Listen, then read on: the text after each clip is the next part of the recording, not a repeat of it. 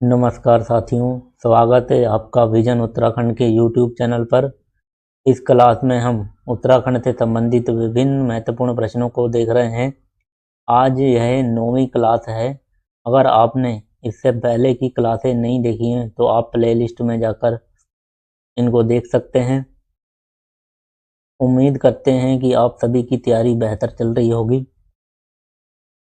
बिना समय गंवाएं तो शुरू करते हैं आज के इस क्लास के पहले प्रश्न से।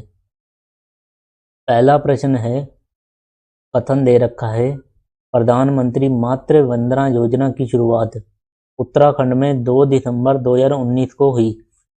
तो मातृ वंदना योजना की शुरुआत जो उत्तराखंड में हुई थी 2 दिसंबर 2019 को हुई थी, बिल्कुल सही है।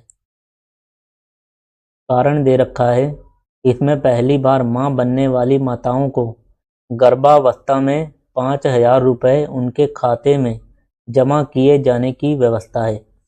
तो इसमें 5,000 रुपये दिए जाते हैं, ये भी ठीक है। हमें ये देखना है कि कथन और कारण तो दोनों सही हैं, लेकिन क्या कारण कथन का सही स्पष्टीकरण है? तो देखो, इसमें 5,000 रुपये दिए जाते हैं, इसलिए यही शुरुआत 2 दिसंबर 2019 को हुई। तो ये कोई उचित व्याख्या नहीं है। तो इसलिए कथन एवं कारण दोनों सही हैं, परंतु कारण कथन का सही स्पष्टीकरण नहीं है। तो विकल्प ए हमारा सही उत्तर हो जाएगा।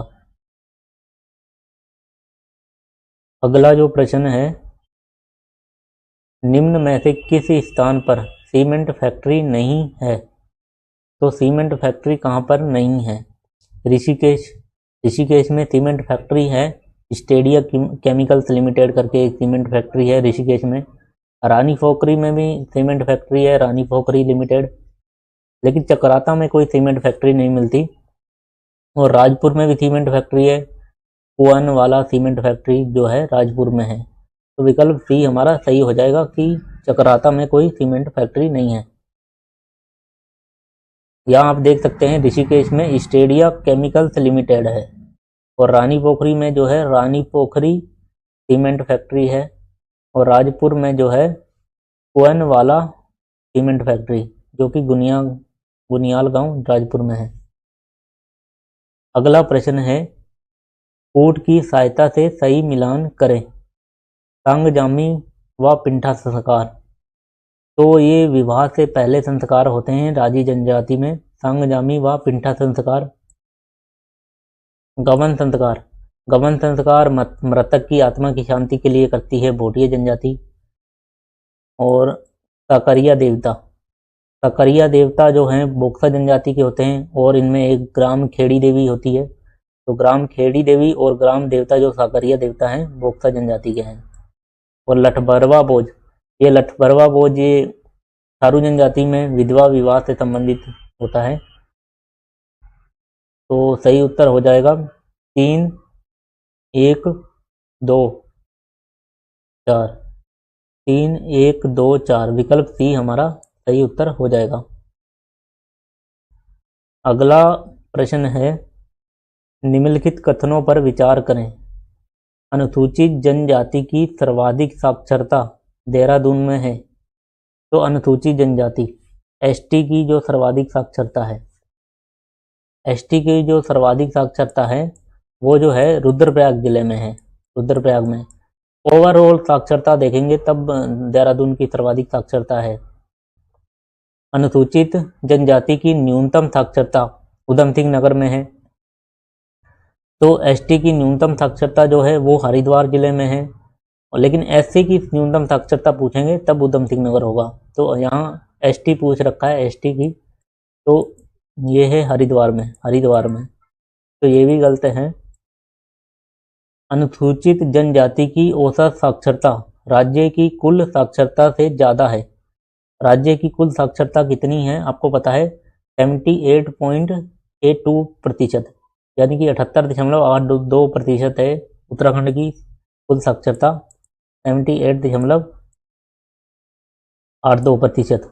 और जो एसटी की औसत साक्षरता है वो है 73.9% है। तो ये तो कम हो गई। इसमें पूछा है कि अनुसूचित जनजाति की औसत साक्षरता राज्य की कुल साक्षरता से ज़्यादा है, तो ये कम है ना कि ज़्यादा। तो ये भी गलत हो जाएगा। उपयुक्त में से कौन से कथन सही हैं? तो तीनों कथन हमारे गलत हैं। विकल्प डी हमारा सही उत्तर हो जाएगा।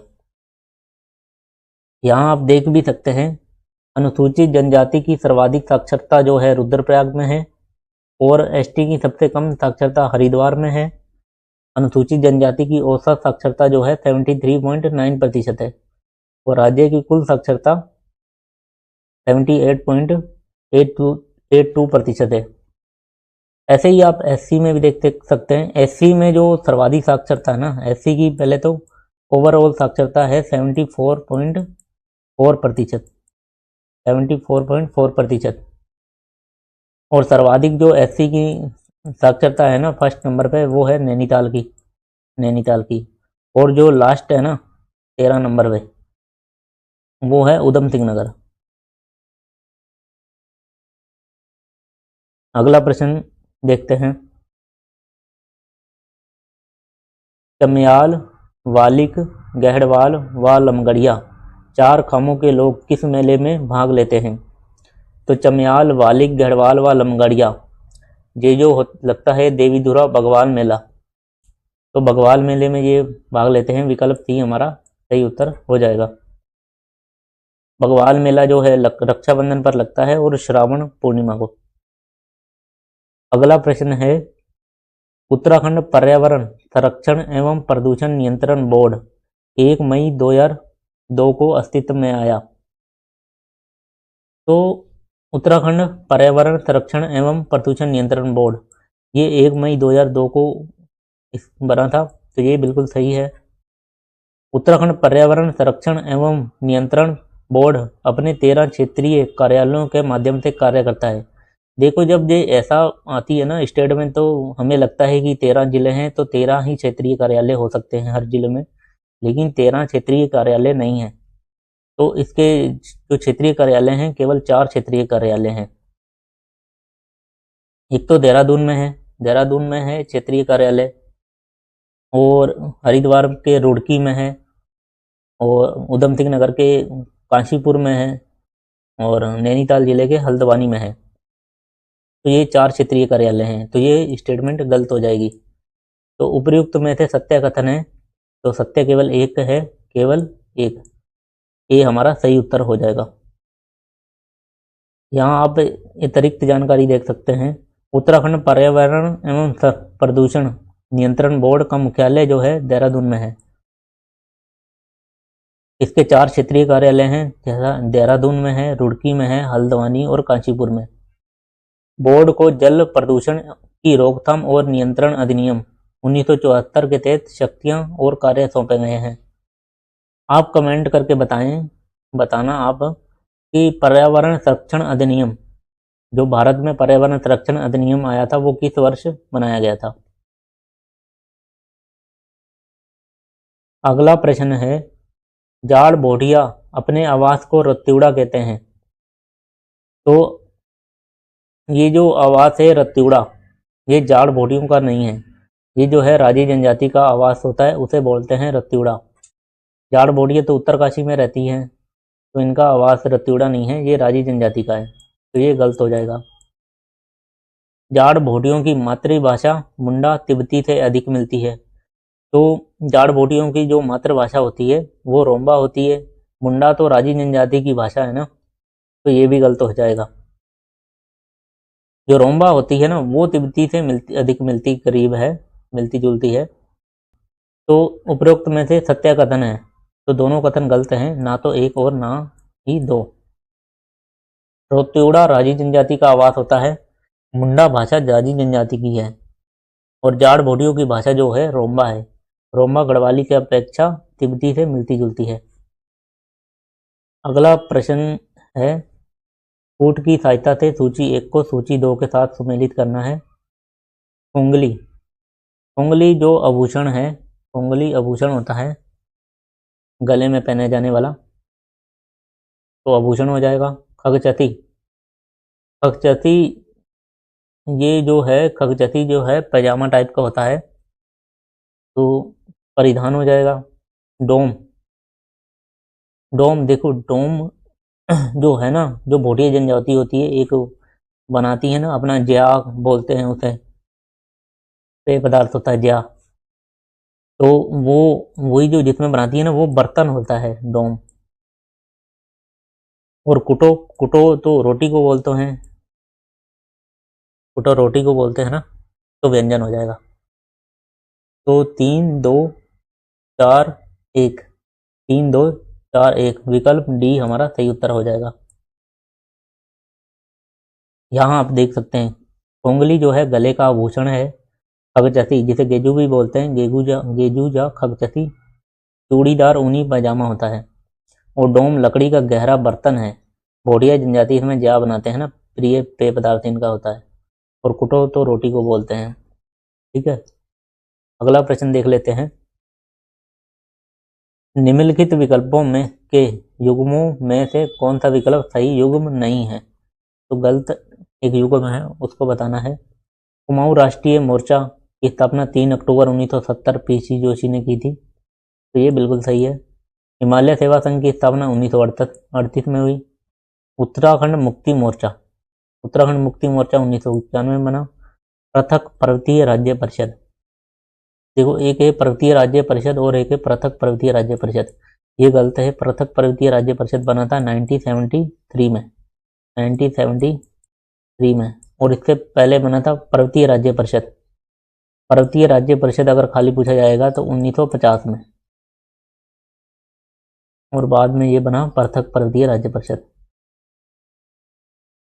यहाँ आप देख सकते हैं, दे रखा है पर्वतीय राज्य परिषद की स्थापना 1950 में हुई थी। तो इसका विकल्प कौन सा सही हो जाएगा? विकल्प डी, डी हमारा गलत है। अगला प्रश्न है, किस वर्ष हिमालय क्षेत्रों के गजेटियर सर्वप्रथम प्रकाशित हुए? तो हिमालय क्षेत्रों के गजेटियर का संपादन एटकिंसन ने किया था, और पहली बार ये प्रकाशित हुए थे 1882 में। विकल्प बी सही उत्तर हो जाएगा। अगला प्रश्न है, निम्नलिखित में से कौन सा विकल्प सही है? टिहरी एक पूर्णतः आंतरिक जिला है, तो ये बिल्कुल सही है। उत्तराखंड के 4 आंतरिक जिले हैं, जिसमें 2 गढ़वाल के हैं, 2 कुमाऊं के हैं। गढ़वाल में एक टिहरी और रुद्रप्रयाग, और कुमाऊं में जो है बागेश्वर और अल्मोड़ा, तो ये सही है। देहरादून की सीमा केवल 3 जिलों से लगती है, तो केवल 3 जिलों से लगती है। देहरादून देखो उत्तरकाशी से लगता है, पौड़ी और टिहरी गढ़वाल दोनों से लगता है, और हरिद्वार से। तो 4 जिले हो जाएंगे, 3 से नहीं है, तो ये गलत हो जाएगा। रुद्रप्रयाग कुमाऊं के केवल 1 जिले से सीमा बनाता है। देखो गढ़वाल के जो है ना, 2 जिले ही कुमाऊं से लगते हैं, एक तो चमोली लगता है और एक पौड़ी गढ़वाल लगता है। तो रुद्रप्रयाग कहीं भी कुमाऊं से सीमा नहीं बनाता है, तो ये भी गलत हो जाएगा। तो सही बताना है, केवल एक हमारा सही उत्तर हो जाएगा। यहाँ दे रखा है, यहाँ मैप के माध्यम से आप समझ सकते हैं। देहरादून की सीमा जो है ना, हरिद्वार से लग रही है, हरिद्वार से इधर लग गई, पौड़ी गढ़वाल से, टिहरी गढ़वाल से, और ये उत्तरकाशी से। 4 जिलों से लग रही है। टिहरी, रुद्रप्रयाग और ये बागेश्वर और अल्मोड़ा आंतरिक जिले हैं, ये तो सभी को पता ही है, ये आंतरिक जिले हैं। रुद्रप्रयाग की सीमा गढ़वाल के जिलों से ही लगती है, तो मौली से लगती है, पौड़ी गढ़वाल से लगती है, टिहरी गढ़वाल से लगती है, और उत्तरकाशी से। और गढ़वाल के 2 जिले ही हैं जो कुमाऊं से सीमा बनाते हैं, एक तो चमोली है और दूसरा पौड़ी गढ़वाल। लेकिन कुमाऊं के 4 जिले हैं जो गढ़वाल से सीमा बनाते हैं, एक पिथौरागढ़ हो जाएगा, बागेश्वर हो जाएगा, अल्मोड़ा हो जाएगा, और नैनीताल। अगला प्रश्न देख लेते हैं। कुनिंद मुद्राएं प्राप्त हुई हैं कत्यूड़, टिहरी गढ़वाल, देवढुंगा उत्तरकाशी, कत्यूर घाटी कुमाऊं। तो ये सभी स्थानों से कुनिंदों की मुद्राएं मिली हैं, तो इन सभी स्थलों से मिली हैं, तो विकल्प डी सही विकल्प है। अगला प्रश्न है, 18वीं वन रिपोर्ट के अनुसार निम्न में से किस जनपद में अति सघन वन क्षेत्रफल सर्वाधिक है? तो अति सघन वन क्षेत्रफल सर्वाधिक देहरादून, पौड़ी, बागेश्वर, हरिद्वार। सर्वाधिक अति सघन वन तो नैनीताल जिले का है, लेकिन नैनीताल ऑप्शन में नहीं है। तो दूसरा देख लेते हैं। नैनीताल के बाद देहरादून का है, तो निम्न में से बताना है तो देहरादून कर लेंगे। देहरादून सही उत्तर हो जाएगा, विकल्प ए। यहाँ आप देख भी सकते हैं सर्वाधिक अति सघन वाले जिले, पहला नैनीताल है, सेकंड नंबर पे देहरादून है, फिर उत्तरकाशी और पौड़ी गढ़वाल। तो कई बार विकल्प के माध्यम से भी उत्तर चुनना पड़ता है, उचित विकल्प का चयन करना होता है हमें। अगला प्रश्न है, 38वें राष्ट्रीय खेलों की प्रायोजक कंपनी कौन सी है? तो इंडियन ऑयल कॉरपोरेशन थी, IOC। तो विकल्प ए हमारा सही उत्तर हो जाएगा, IOC। अगला प्रश्न है, निम्न में से किस चंद शासक ने सबसे अंत में शासन किया? सबसे अंत में शासन, देखो दीपचंद तो ये था पानीपत के युद्ध के समय, लगभग 1761 में। और देवीचंद जो है जगतचंद के बाद आता है। जगतचंद 1708 से 1700, ये कब से कब तक रहा है? 1708 से 1720 तक। कुमाऊं का स्वर्णकाल इसे बोलते हैं, जगतचंद के शासनकाल को। देवीचंद को मोहम्मद बिन तुगलक बोलते हैं, कुमाऊं का मोहम्मद बिन तुगलक। कुमाऊं का विक्रमादित्य भी बोलते हैं, विक्रमादित्य बनने की चाह रखता था ये इसके बाद आया था, जगतचंद के बाद। और कल्याणचंद जो था दीपचंद से पहले था, और ये सबसे अंत में दीपचंद हो जाएगा। सबसे अंत में कौन है? दीपचंद। अगला प्रश्न देख लेते हैं। सूची 1 को सूची 2 के साथ सही सुमेलित करना है। रेशम का कारखाना जो लगवाया था, इंद्रचंद ने लगवाया था। भोगविलासी राजा जो था, वीणाचंद था। पंचायती राज व्यवस्था की शुरुआत सोमचंद के समय ही हो गई थी, सोमचंद था। भीमताल में किले का निर्माण करवाया था त्रिलोकचंद ने। तो 3 4 2 1 विकल्प बी सही उत्तर हो जाएगा। अगला प्रश्न है, कुमाऊं कमिश्नर विलियम ट्रेल ने कुमाऊं को कितने परगनों में विभाजित किया? तो 26 परगनों में विभाजित किया था इसने, विकल्प डी उत्तर हो जाएगा 1823 में। कब किया था? 1823 में। अगला प्रश्न है, प्रथम कार्यवाहक कुमाऊं कमिश्नर मोजले स्मिथ था। तो पहला कार्यवाहक मोजले स्मिथ कमिश्नर बना था, विलियम ट्रेल के बाद ये कमिश्नर बना था। मोजले स्मिथ के समय बाल विक्रय व महिला विक्रय प्रथा का अंत हुआ। तो ये बाल विक्रय और महिला विक्रय प्रथा का जो अंत हुआ था, ये इसके बाद जो कमिश्नर बने थे गोवान के समय हुआ था। तो ये गलत हो जाएगा, किसके समय हुआ था? गोवान।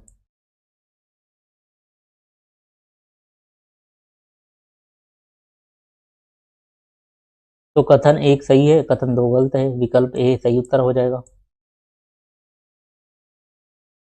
अगला प्रश्न है, निम्न में से कौन सा विकल्प सही नहीं है? गलत विकल्प छाड़ना है। अलगोजा सुशील वाद्य यंत्र, अलगोजा एक सुशील वाद्य यंत्र है, बिल्कुल सही है। अठवाड़ एक वैवाहिक प्रथा, ये गलत हो जाएगा। अठवाड़ वैवाहिक प्रथा नहीं होती, ये बलि पूजा का एक स्वरूप होता है अठवाड़। तो विकल्प बी हमारा सही उत्तर हो जाएगा। अरसी चावल द्वारा निर्मित एक मीठा व्यंजन होता है, ये सही है। कर्मांत तहसील स्तर की प्रशासनिक इकाई, ये भी सही है। कत्यूरी काल में जो तहसील स्तर की प्रशासनिक इकाई होती थी उसे कर्मांत बोलते थे। तो अठवाड़ क्या है? अठवाड़ जो है बलि पूजा का एक रूप है। अगला प्रश्न है, गोरखा शासन में राज्य की आय का प्रमुख साधन क्या था? तो जितने भी शासक रहे, ज्यादातर राज्य उनकी आय का प्रमुख साधन भूमि कर ही होता है, तो भी भूमि कर था। विकल्प डी हमारा सही उत्तर है। तो दोस्तों, आज के ये प्रश्न थे, आपको कैसा लगा सीरीज हमें ज़रूर बताएं। और अगर आप इसकी PDF आपको चाहिए तो आप हमारे टेलीग्राम चैनल से जुड़ सकते हैं। चैनल को सब्सक्राइब करें, वीडियो को लाइक करें और अपने दोस्तों के साथ शेयर करें। धन्यवाद।